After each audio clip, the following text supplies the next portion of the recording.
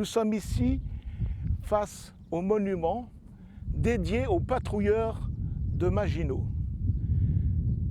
Ce n'est pas son emplacement original. Son emplacement était sur le lieu même où fut blessé pratiquement le sergent Maginot, dans un secteur qui se dévoilera sur ma gauche, derrière ce bouquet d'arbres. Il est revenu ici, suite après une restructuration des terrains probablement, donc le 9 novembre 1995, donc en lisière du village de Maucourt. C'est donc le général Coutanceau qui finalement honorera la mémoire de Maginot, comme indique la plaque ici devant nous. Alors, cette patrouille du 9 novembre est pratiquement un drame. Rendons-nous sur place si vous le voulez bien. Nous sommes donc sur le site même où s'est déroulée une phase dite dramatique de la dernière patrouille de Maginot, le 9 novembre 1914, face au bois des Haies que nous avons face à nous, en gros 200 mètres de notre position. Alors cette fameuse patrouille est partie du village de Besonvaux à l'aube, très tôt, pour venir donc par le village de Maucourt-sur-Orne, qui se trouve dans la direction en gros à 1200 mètres d'ici, venir cueillir du renseignement donc sur cette zone boisée, la zone du bois des Haies, infestée d'Allemands à l'époque. L'approche de ce bois des Haies est très délicate. Finalement, quand on regarde le paysage environnant, pratiquement le terrain n'a pas beaucoup changé. C'est du glacis. Glacis en termes militaires veut dire terrain dépourvu de toute végétation, où il n'y a même pas moyen finalement de se cacher pratiquement. Alors le sergent Maginot, à l'approche de cette lisière du bois des Haies, va détacher en avant le soldat Poilban qui va lui servir d'éclaireur avec un autre. Le soldat Poilban approche de plus en plus de la lisière et il décèle une forte présence allemande. Il se retourne et fait signe au sergent Maginot de la présence des Allemands. Malheureusement, la pénombre aidant pratiquement, fait que le sergent Maginot ne comprend pas vraiment le signe que fait le soldat Poilban. Il continue à avancer et soudain, de la lisière, celle-ci crache le feu. Le sergent Maginot est touché une première fois au tibia gauche. Il se redresse et il dit à ses hommes donc de rejoindre ce qui peut servir de couverture, donc le mouvement de terrain, où il pourrait se dissimuler à la vue donc des Allemands. Lui, il est touché une deuxième fois au genou gauche et il réussit à joindre un petit abri formé par un abreuvoir qui va servir, disons, de fortin pendant toute la journée. Car en effet, malgré le nombre de blessés, de tués de sa patrouille, le sergent Léonard va pouvoir rejoindre pratiquement en deçà, disons, de cette zone, un abri de fortune où il va attendre patiemment que le sergent Maginot revienne, disons, dans les rangs. Mais le sergent Maginot, tellement il est blessé, ne peut plus vraiment bouger. Alors, avec 8 autres de ses camarades, dont le caporal Bourri et le soldat Robert, ils vont faire feu pendant 8 heures sur les Allemands qui vont essayer de les dénicher. Ne voulant pas vraiment, disons, être prisonnier avec sa médaille militaire qu'il arborait fièrement depuis le 7 novembre sur sa vareuse, sur la poitrine gauche, c'est une anecdote, mais elle vaut quand même la peine d'être signalée, il va cacher sa médaille militaire sous l'abreuvoir tant que faire se peut. Je ne sais pas ce qu'elle est devenue, cette médaille militaire. Je ne sais pas s'il l'a repris à l'issue, je ne peux pas vous le dire. Mais sachez qu'il a eu ce geste, que s'il tombait prisonnier, ça serait sans sa médaille militaire. Alors ils vont donc, si vous voulez, résister pendant 8 heures d'affilée aux différents assauts allemands qui essayeront donc de les prendre à revers, et surtout ceux qui approchent de là-bas, de plein est, du bois Le Tillat, qui, voyant ce qui se passe ici, vont prêter main forte pour essayer justement de prendre en tenaille cette fameuse patrouille. Ouf, le soir arrive, c'est de nouveau la pénombre. Bourry et Robert, en décision avec Maginot, décident d'évacuer les lieux à la faveur donc de la nuit qui s'approche. Et ils vont réussir. Ils vont traîner Maginot, le tirer. Ils vont essayer de le porter. Maginot souffre, il ne peut plus tenir. Et il va terminer donc finir par être tiré jusqu'à un endroit où le sergent Léonard se trouvait, celui-ci, entre-temps, ayant été chercher du renfort à des compagnies qui tenaient le village de Maucourt-sur-Orne, des compagnies du 365e régiment d'infanterie. Ouf, le sergent Maginot est sain et sauf, pour ainsi dire, peut-être plus que sauf que sain, et il sera soigné dans un premier temps à Maucourt-sur-Orne, évacué après dans un deuxième temps sur Dieppe-sur-Douaumont et ensuite évacué sur Verdun à l'hôpital Saint-Nicolas d'où il sera vraiment soigné. Alors cette histoire a coûté quand même pas mal de tués à cette fameuse patrouille. Parmi ces tués, le soldat Boudaille, le soldat Nicolas Gilles, ce brave Nicolas Gilles dont on ne retrouvera jamais son corps, et qui est natif du village de Besanvaux. Et puis il y aura des blessés. Il y a le soldat de Gombert, le soldat Iblot, Poilban notamment, grièvement blessé, avec plusieurs autres camarades. Et ils seront cités, ces gens-là, et leurs noms figurent désormais pour l'éternité sur le monument dédié aux patrouilleurs du 44e régiment d'infanterie territoriale que nous avons vu tout à l'heure. Bonjour Monsieur le Président, nous entrons finalement dans ce local qui était un ancien lavoir, lieu de commérage par définition, et qui maintenant est devenu un lieu d'histoire. Pouvez-vous nous expliquer la création de ce petit musée? Bonjour Jean-Luc, je suis bien content de vous recevoir aujourd'hui. On se connaît quand même depuis un certain temps, mais voilà. Donc nous avons l'occasion aujourd'hui de réexpliquer une nouvelle fois donc André Maginot à Maucourt-sur-Orne et pourquoi c'est Maucourt-sur-Orne. En fait, donc à la déclaration de la guerre, André Maginot donc s'est remis au service des services de l'armée pour revenir comme simple soldat. Et donc il est arrivé sur Verdun et il a vu le général Coutenceau qui lui a proposé donc de venir sur Besanvaux pour organiser des patrouilles. Voilà, donc André Maginot réalise ses patrouilles et surtout sur Maucourt et à partir de Besanvaux. Et donc il a fait à peu près tous les jours, il faisait une patrouille et donc il passait à Maucourt, il allait sur Montjuïc et sur Orne. André Maginot a été quand même pour Maucourt, il est venu en 1927 inaugurer le monument aux morts et il a dit qu'il était citoyen de Maucourt. En fait, il a été après cita de Verdun, un terme qu'on n'utilise plus aujourd'hui, mais qui est très important.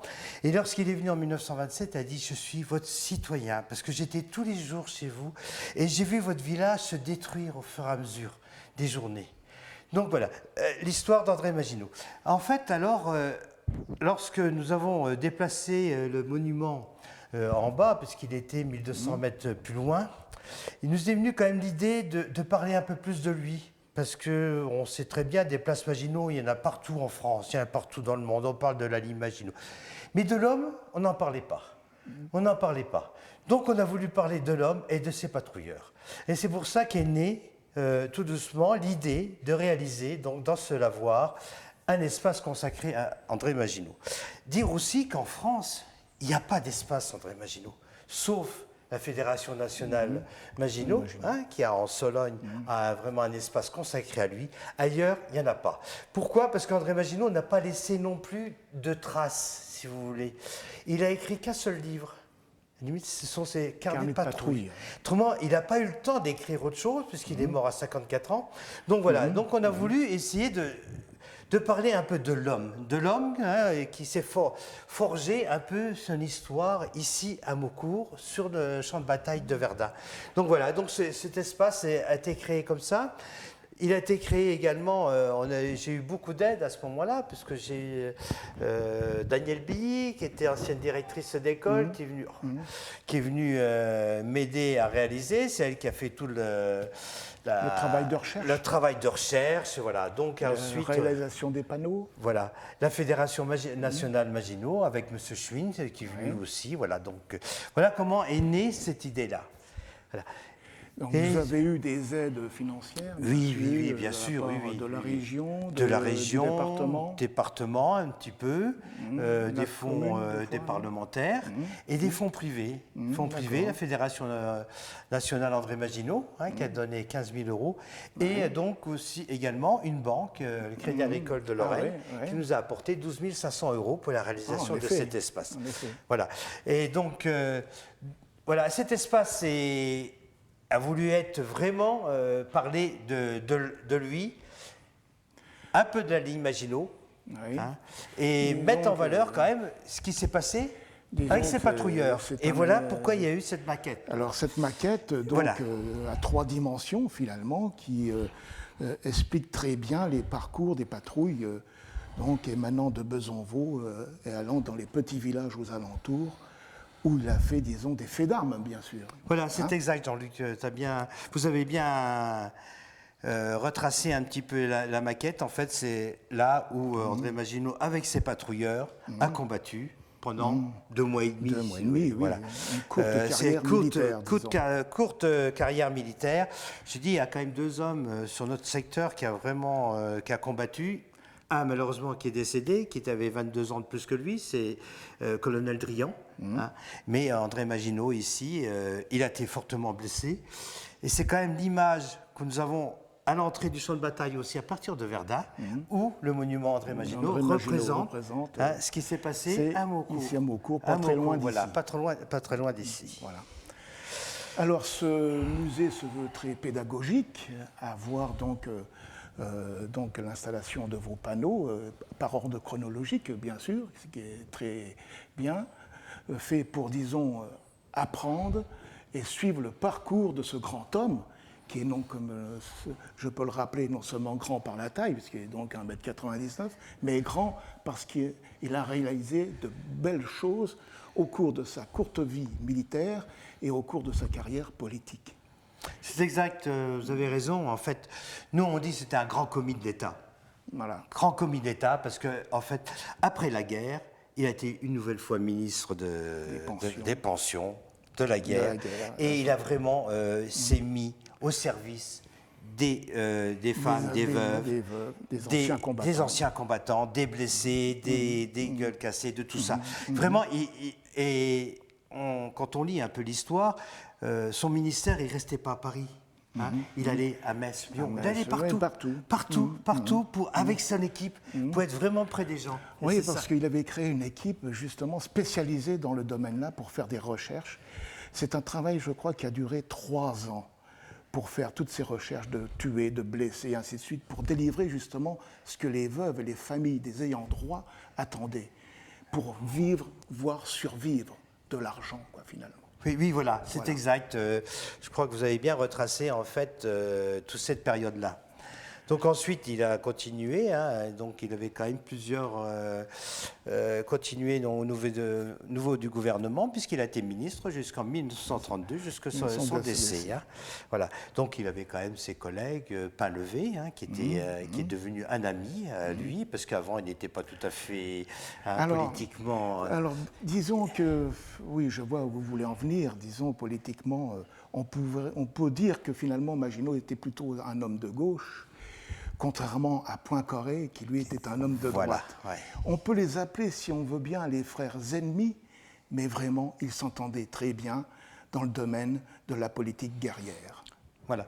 Oui, oui, là, je crois que tu as bien retracé. En fait, Raymond Poincaré a quand même été un homme aussi très politique, en fait, et très humain, hein, puisque quand il était président de la République en 1914-1919, il allait dans les tranchées. Hein. Il a choisi Clémenceau, qui n'était pas son du côté politique, mais en fait, il a su un jour dire aussi que ça ne collait pas au niveau politique en France, qu'il fallait quelqu'un de poigne qui vienne remettre un peu d'ordre dans tout ça. Dans les affaires du gouvernement. Voilà, donc Raymond Poincaré est aussi un homme qui reste dans l'esprit quand on parle d'André Maginot. Une chose aussi que je vais redire quand même d'André Maginot, quand il a fait le discours en 1922, si je ne me trompe pas de la date, quand le corps d'Émile Drian, colonel, a été ramené donc à la place où il est actuellement, où il repose actuellement. Qui repose actuellement. Et André Maginot a fait vraiment un très beau discours, il a retracé très bien la vie du colonel Drian. Et ça, je crois que c'est quelque chose qu'il faut que ça reste en mémoire pour nous qui sommes sur le terrain tous les jours, comme vous, Jean-Luc, hein, où on accompagne beaucoup de touristes, beaucoup de personnes qui sont intéressées. Et ça, c'est vraiment quelque chose qu'on fait. Donc, finalement, ce musée qui a été créé donc, par vous, finalement, disons, dans le but de faire connaître ce grand homme, il est ouvert périodiquement. Comment peut-on, disons, se rendre ici à Maucourt-sur-Orne et, disons, apprendre la vie de Maginot à l'intérieur de ce local? En fait, il faut nous contacter parce que nous n'avons pas pu non plus laisser ouvert le musée, puisqu'on passe à un film, on a du matériel informatique, on a quand même quelque chose assez important. Donc voilà, on nous demande de nous contacter. C'est passé très bien, on a eu des élèves, des écoles. Bon, un peu moins maintenant, parce que c'est toujours difficile de réaliser un musée sur un seul homme, en fait. Si on voulait qu'il évolue aujourd'hui, il faudrait qu'on mette un petit peu de colonel Drian, de Chevillon qui a combattu à côté de Maginot et qui est mort aux Éparges. Qui a été tué aux Éparges. Abramy, qui était quand même un très grand député aussi, hein, qui a porté des personnes qui sont parties de Gincré la fois que Maginot a combattu. Voilà. Besse aussi qui était là. Hein. Oui, aussi, qui est pas loin d'ici, disons. Oui, pas loin d'ici. Voilà. Donc voilà. Donc, mais bon, voilà. La semaine dernière, nous avons eu encore du monde. Et donc tout le monde apprécie bien cette démarche. Alors là, il y avait une démarche qui se faisait aussi avec les écoles. Bon, et là il faut qu'on relance un petit peu, mais bon, ça revient, vous savez, c'est des fois, c'est un peu des cycles, ça tombe, et puis après, quand... Donc, renouer les contacts. Oui, renouer les contacts, relancer, et puis retrouver un centre d'intérêt. Parce que je pense qu'il mérite d'être plus connu qu'à l'heure actuelle. C'est exact, oui, je sais, oui, vous avez raison. Vous dites, André Maginot, ce grand homme, c'est un méconnu par définition. Par définition, malgré toutes les places, tout ce qui... Voilà. Alors, maintenant, venons-en à la création de cette fameuse association sur les pas de Maginot. Pouvez-vous nous en toucher 2 mots? Oui, alors... faisait longtemps qu'on faisait des marches, ou voilà, on présentait. Moi, j'ai été maire de la commune pendant 13 ans, hein, donc ensuite, nous avons passé les mains. Et donc, donc on a souhaité, après, continuer la démarche que nous avions au niveau de la commune de Maucourt, hein, donc, et continuer, donc, faire présenter l'espace et réaliser des marches, en fait. Donc, c'est parti, et je crois que vous nous avez accompagnés énormément, et on vous apprécie beaucoup, Jean-Luc, parce qu'en fait là vous êtes notre historien dans nos marches, hein. Ça c'est important, et donc nous faisons nos marches. Nous avons commencé par les patrouilles de Maginot, et on a suivi à la lettre son carnet de patrouille. Ça c'est important, parce que son carnet de patrouille, c'est bien tout à l'heure, il est là, c'est le seul livre qu'il a écrit, André Maginot, hein. Donc le livre, si on veut, hein, c'est vraiment c'est un document. C'est un document, voilà. Donc voilà, et d'extension, on a eu beaucoup de demandes. On a eu vraiment beaucoup de demandes à notre association, et là, vous nous avez accompagnés, hein, donc pour faire découvrir aux touristes le champ de bataille. Le champ de bataille, et surtout cette partie de début de la guerre, parce qu'en fait, le village de Maucourt, c'était la porte d'entrée De la bataille de Verdun. Pourquoi? Voilà, et peut-être que je vais peut-être relaisser un peu Jean-Luc en parler à ce moment-là. Alors, je pense que Verdun, c'est surtout 1916, alors qu'il s'est passé bien des choses avant 1916 dans ce secteur. La preuve, avec les patrouilles Maginot, avec les batailles, les combats de la plaine de la Wavre, qui se sont déroulés à Saint-Jean-les-Buzy, Buzy, Étain, et ainsi de suite. La fameuse bataille du Moulin d'Étain, que peu de gens connaissent finalement, et qui mériterait aussi un petit périple commenté d'ailleurs. Et 1915, disons, dans le secteur de Verdun, ça va être une période, disons, assez calme. Les combats fusent beaucoup plus ailleurs que dans le secteur de Verdun. Et on va revenir à Verdun avec cette fameuse et terrible bataille qui va durer 10 mois. Et on se focalise beaucoup plus sur cette bataille, puisque bon, c'est la première bataille dite moderne de l'époque, avec la première bataille aérienne, il faut le signaler, avec les moyens donc d'artillerie qui n'ont fait qu'évoluer, que progresser, avec de nouvelles munitions, de nouvelles armes, comme les lance-flammes, et ainsi de suite. Tout ça, donc, ça engendre, si vous voulez, un attrait particulier, justement, de 1916 pour ce champ de bataille de Verdun. Et il ne faudrait pas que cet attrait, finalement, coiffe systématiquement ce qui s'est passé au début de la guerre de 14 ici, au mois d'août, septembre, novembre. Voilà, donc cet espace est ouvert pour les scolaires surtout, aussi, pour leur apprendre. On avait toute une démarche un petit peu auprès d'eux aussi, et donc à tout touriste, à toute personne qui souhaite connaître un peu mieux la vie d'André Maginot, où et comment il s'est intégré dans ces moments différents. On n'a pas parlé non plus de la citadelle, mais ça sera une autre fois. Je crois que ce sera pour une autre émission. On est appelé à se revoir, si voilà. vous le désirez, Alain. Voilà, il n'y a pas de souci, donc on va pouvoir continuer de parler de cet homme-là, parce qu'il a fait vraiment beaucoup de choses à grand comité d'État. Merci Alain pour ces commentaires, brillants commentaires, je dirais, et à bientôt. Oui, Jean-Luc. Pour randonnée commentée. Voilà, on se retrouvera, Jean-Luc. Voilà, on vous remercie. Après avoir été hospitalisé, très bien soigné, donc ses blessures vont lui laisser des séquelles, bien sûr. Il marchera donc après avec une canne, cette canne qui deviendra son amie et qui ne la quittera jamais. Il sera réformé en décembre 1915, reconnu inapte au combat, et il va donc retrouver son siège de député.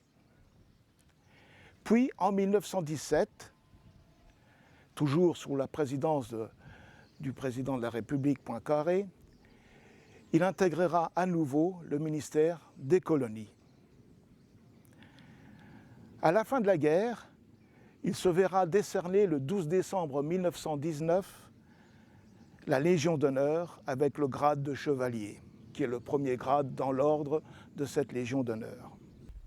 Il retrouve le ministère de la guerre et des pensions de 1922 à 1924, puis après une courte période, disons, il retrouvera le ministère des colonies de 1928 à 1929.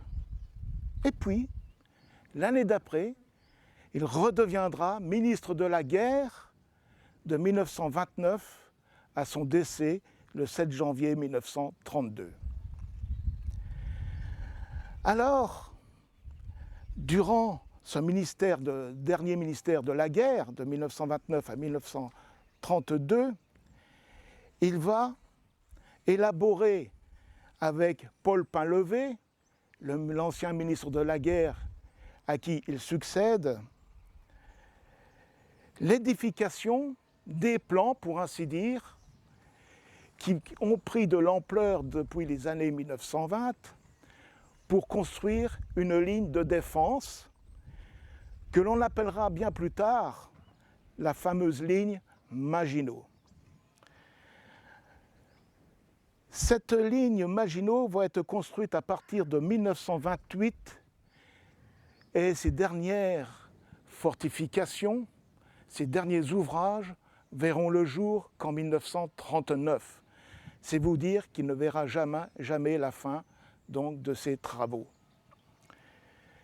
Mais finalement, cette fameuse ligne de défense a été vraiment pensée et élaborée dans un premier temps par Paul Painlevé dès 1925, qui lui-même, si vous voulez, a édifié vraiment les premiers plans de cette ligne. Alors, faut-il voir une concurrence entre Painlevé et Maginot? Toujours est-il qu'on peut associer ces deux hommes importants de cette politique à l'époque pour cette construction de cette fameuse ligne Maginot. Finalement, pourquoi cette ligne Maginot, cette fameuse ligne de défense de nos frontières? Tout simplement puisque à l'issue donc du traité de Versailles en 1919, la France retrouve ses premières frontières d'avant 1870. Vous pensez bien que les anciennes fortifications du général Serré de Rivière deviennent obsolètes, inefficaces, bien trop loin, surtout du nord, du nord-est, de la frontière actuelle.